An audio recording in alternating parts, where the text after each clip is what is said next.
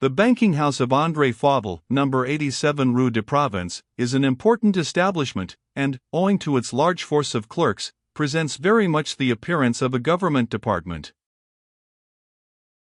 On the ground floor are the offices, with windows opening on the street, fortified by strong iron bars sufficiently large and close together to discourage all burglarious attempts. A large glass door opens into a spacious vestibule where 3 or 4 office boys are always in waiting.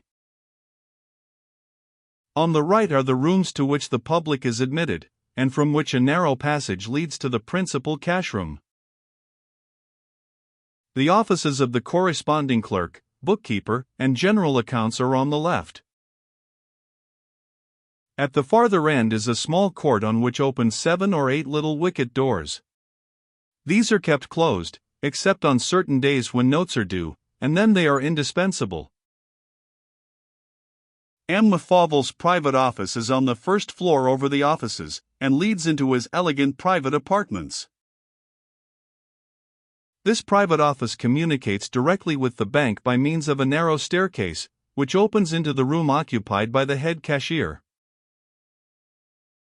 This room, which in the bank goes by the name of the cash office, is proof against all attacks, no matter how skillfully planned. Indeed, it could almost withstand a regular siege, sheeted as it is like a monitor.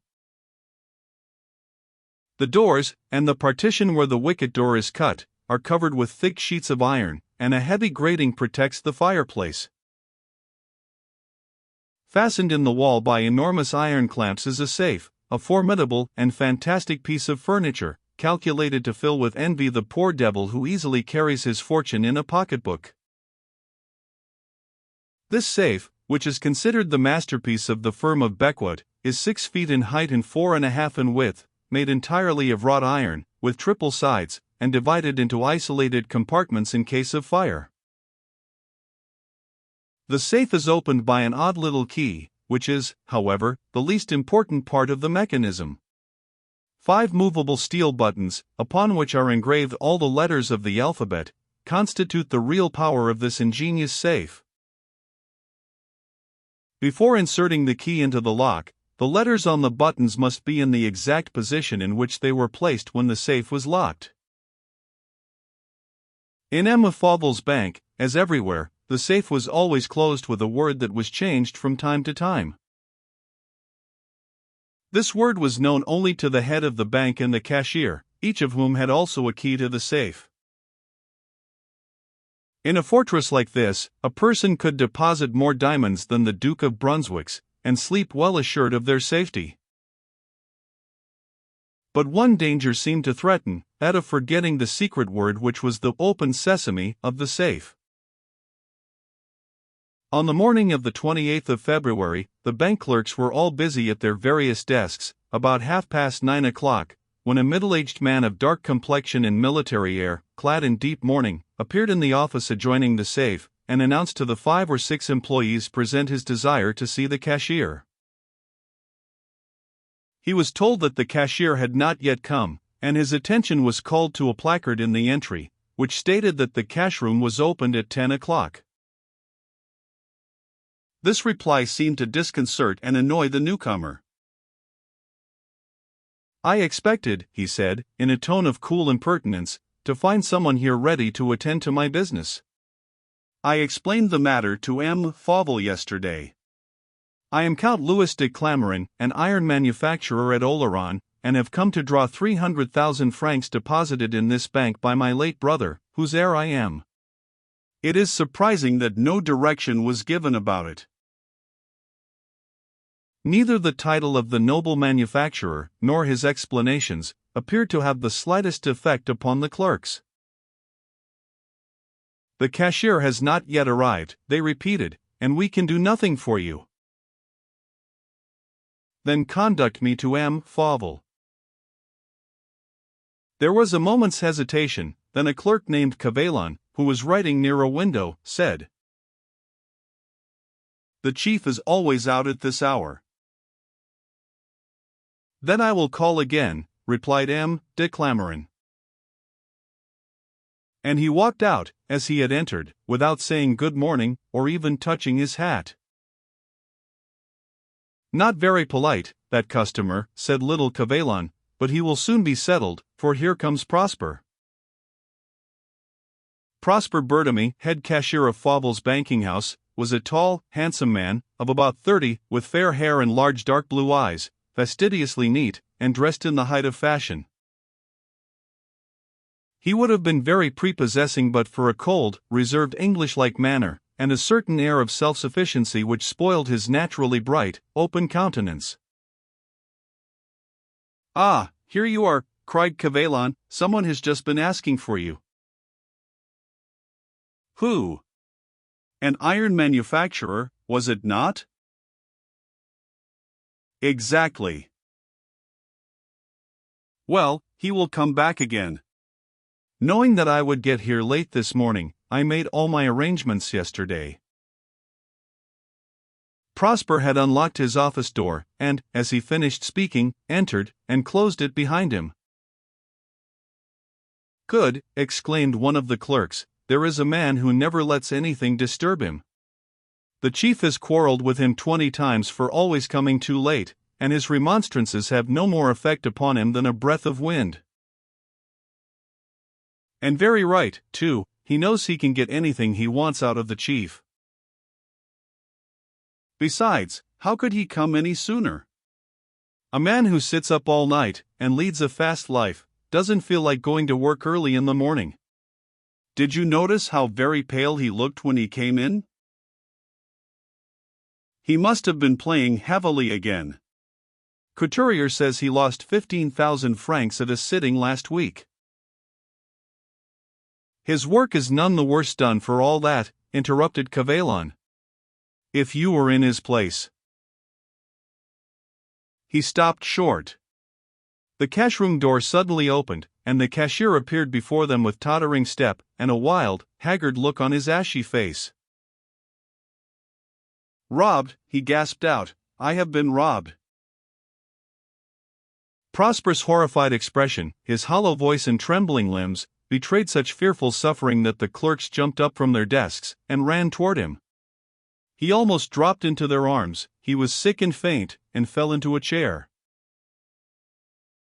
His companions surrounded him, and begged him to explain himself. "Robbed," they said, "where, how, by whom?" Gradually, Prosper recovered himself. "All the money I had in the safe," he said, "has been stolen." "All?" "Yes, all, 3 packages, each containing 100 notes of 1,000 francs, and 1 package of 50,000. The 4 packages were wrapped in a sheet of paper, and tied together."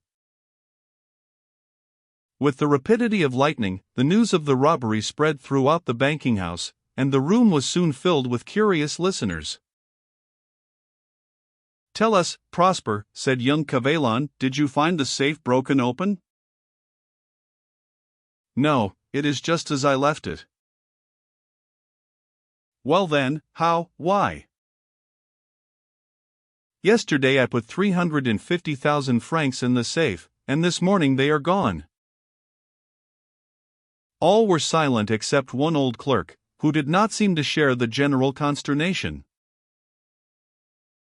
"Don't distress yourself, Emile Bertamy," he said, "perhaps the chief disposed of the money." The unhappy cashier started up with a look of relief. He eagerly caught at the idea. "Yes," he exclaimed, "you are right, the chief must have taken it." But, after thinking a few minutes, he said in a tone of deep discouragement, "No, that is impossible. During the 5 years that I have had charge of the safe, Emile Fauvel has never opened it except in my presence. Several times he has needed money, and has either waited until I came, or sent for me, rather than touch it in my absence." "Well," said Cavellon, before despairing, "let us ascertain." But a messenger had already informed M. Fauvel of the disaster.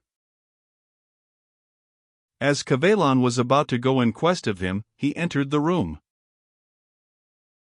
M. André Fauvel appeared to be a man of 50, inclined to corpulency, of medium height, with iron-gray hair, and, like all hard workers, he had a slight stoop. Never did he by a single action belie the kindly expression of his face.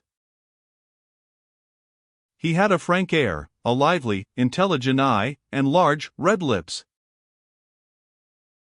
Born in the neighborhood of Aix, he betrayed, when animated, a slight Provençal accent that gave a peculiar flavor to his genial humor.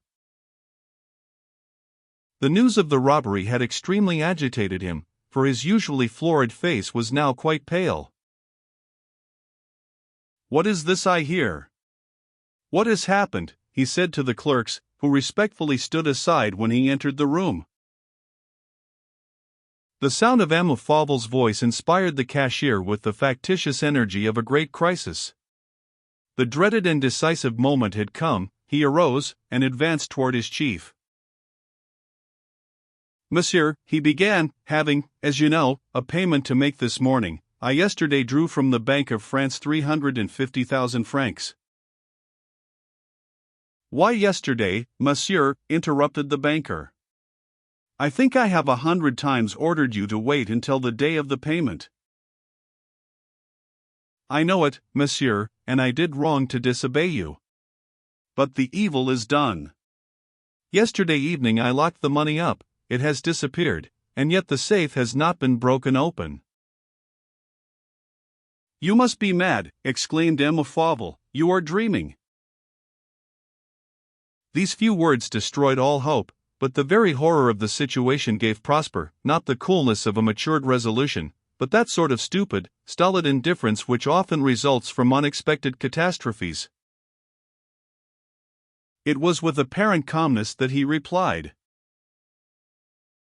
"I am not mad, neither, unfortunately, am I dreaming, I am simply telling the truth." This tranquility at such a moment appeared to exasperate Emile Fauvel. He seized Prosper by the arm, and shook him roughly. "Speak," he cried out. "Speak!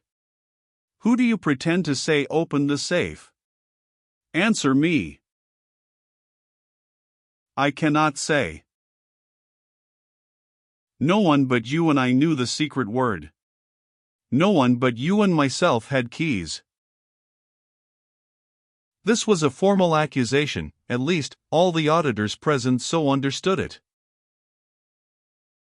Yet Prosper's strange calmness never left him for an instant. He quietly released himself from Emile Fauvel's grasp, and very slowly said, "In other words, monsieur, I am the only person who could have taken this money." "Unhappy wretch!" Prosper drew himself to his full height, and, looking Emile Fauvel full in the face, added, "Or you." The banker made a threatening gesture, and there is no knowing what would have happened if they had not been interrupted by loud and angry voices at the entry door. A man insisted upon entering in spite of the protestations of the errand boys, and succeeded in forcing his way in. It was M. de Clameren. The clerk stood looking on, bewildered and motionless. The silence was profound, solemn. It was easy to see that some terrible question, a question of life or death, was being weighed by all these men. The iron founder did not appear to observe anything unusual. He advanced, and without lifting his hat said, in the same impertinent tone, "It is after 10 o'clock, gentlemen." No one answered, and M. de Clameren was about to continue, when, turning around, he for the first time saw the banker, and walking up to him said, "Well, monsieur, I congratulate myself upon finding you in at last. I have been here once before this morning, and found the cash room not opened, the cashier not arrived, and you absent." "You are mistaken, monsieur, I was in my office." "At any rate, I was told you were out, that gentleman over there assured me of the fact." And the iron founder pointed out Cavallon. However, that is of little importance, he went on to say. I return, and this time not only the cash room is closed, but I am refused admittance to the banking house, and find myself compelled to force my way in. Be so good as to tell me whether I can have my money. M. Fauvel's flushed face turned pale with anger as he listened to this insolence, yet he controlled himself. I would be obliged to you, monsieur, for a short delay. I thought you told me. Yes, yesterday. But this morning, this very instant, I find I have been robbed of 350,000 francs. M. de Clameren bowed ironically, and said, Shall I have to wait long? Long enough for me to send to the bank. Then turning his back on the iron founder, M. Fauvel said to his cashier, Write and send as quickly as possible to the bank an order for 300,000 francs. Let the messenger take a carriage. Prosper remained motionless. Do you hear me? Said the banker angrily. The cashier trembled. He seemed as if trying to shake off a terrible nightmare. It is useless to send, he said in a measured tone. We owe this gentleman 300,000 francs, and we have less than 100,000 in the bank. M. de Clameren evidently expected this answer, for he muttered, Naturally. Although he pronounced this word, his voice, his manner, his face clearly said, This comedy is well acted, but nevertheless it is a comedy, and I don't intend to be duped by it. Alas! After Prosper's answer, and the iron founder's coarsely expressed opinion, the clerks knew not what to think. The fact was, that Paris had just been startled by several financial crashes. The thirst for speculation caused the oldest and most reliable houses to totter. Men of the most unimpeachable honor had to sacrifice their pride, and go from door to door imploring aid.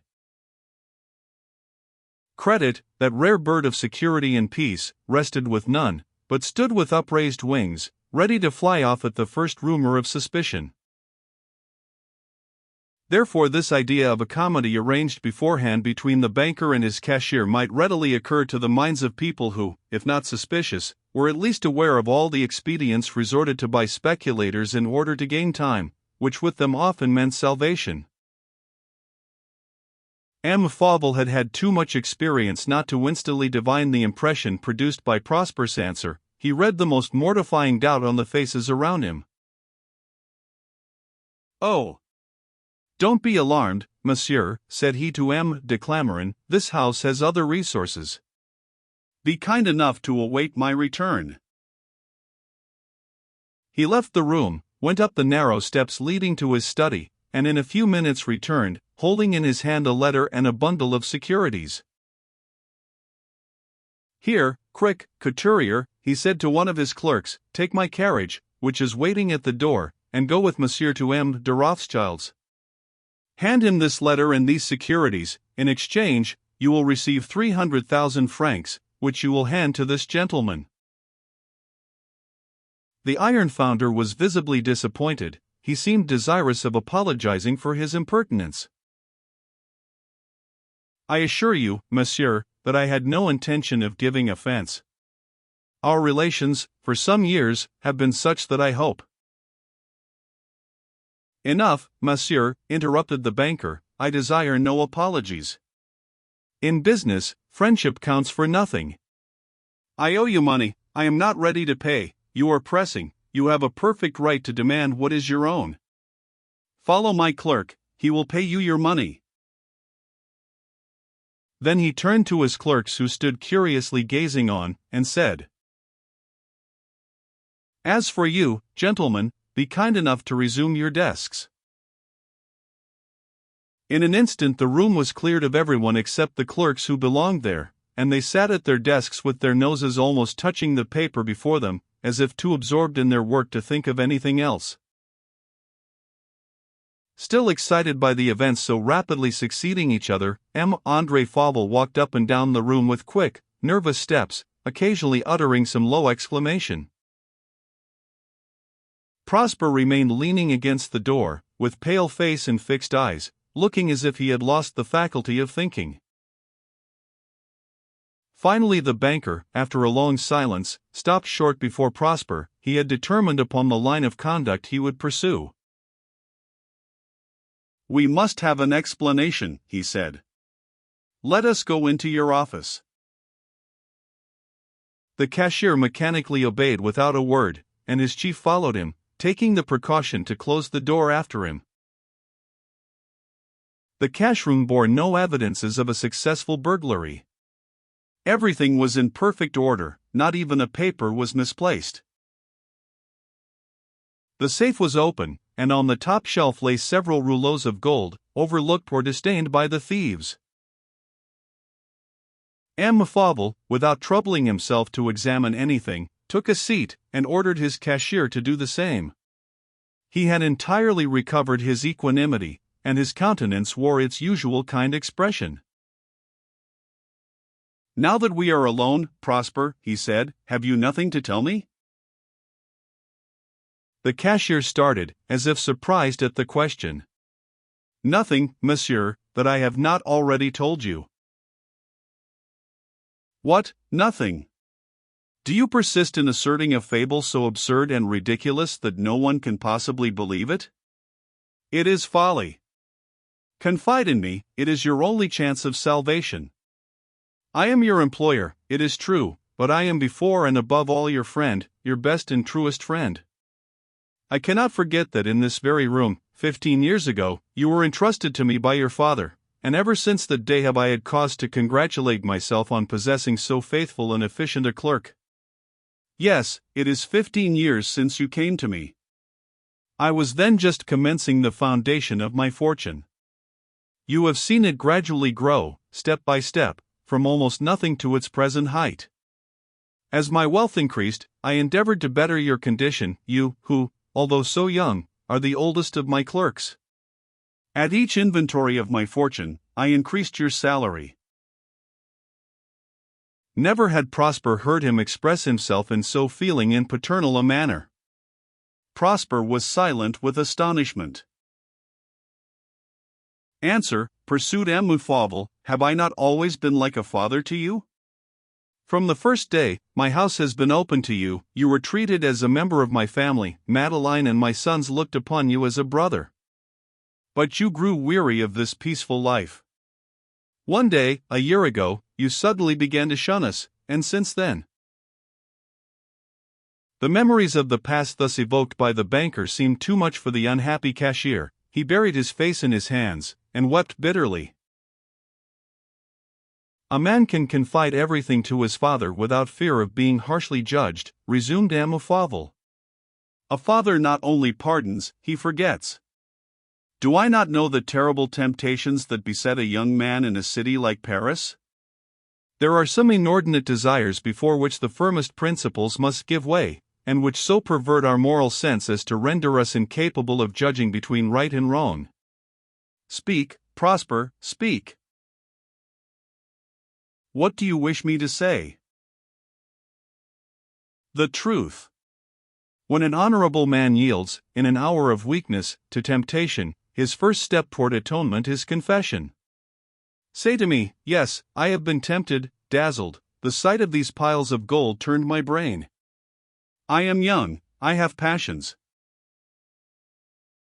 "I," murmured Prosper. "I." "Poor boy," said the banker, sadly, "do you think I am ignorant of the life you have been leading since you left my roof a year ago? Can you not understand that all your fellow clerks are jealous of you? That they do not forgive you for earning 12,000 francs a year? Never have you committed a piece of folly without my being immediately informed of it by an anonymous letter. I could tell the exact number of nights you have spent at the gaming table, and the amount of money you have squandered. Oh, envy has good eyes and a quick ear. I have great contempt for these cowardly denunciations, but was forced not only to heed them, but to make inquiries myself. It is only right that I should know what sort of a life is led by the man to whom I entrust my fortune and my honor. Prosper seemed about to protest against this last speech. Yes, my honor, insisted Emile Fauvel, in a voice that a sense of humiliation rendered still more vibrating. Yes, my credit might have been compromised today by this M. de Clamarin. Do you know how much I shall lose by paying him this money? And suppose I had not had the securities which I have sacrificed? You did not know I possessed them. The banker paused, as if hoping for a confession, which, however, did not come. Come, Prosper, have courage, be frank. I will go upstairs. You will look again in the safe. I am sure that in your agitation you did not search thoroughly. This evening I will return, and I am confident that, during the day, you will have found, if not the 350,000 francs, at least the greater portion of it, and tomorrow neither you nor I will remember anything about this false alarm. Emile Fauvel had risen, and was about to leave the room, when Prosper arose, and seized him by the arm. Your generosity is useless, monsieur, he said, bitterly. Having taken nothing, I can restore nothing. I have searched carefully, the banknotes have been stolen.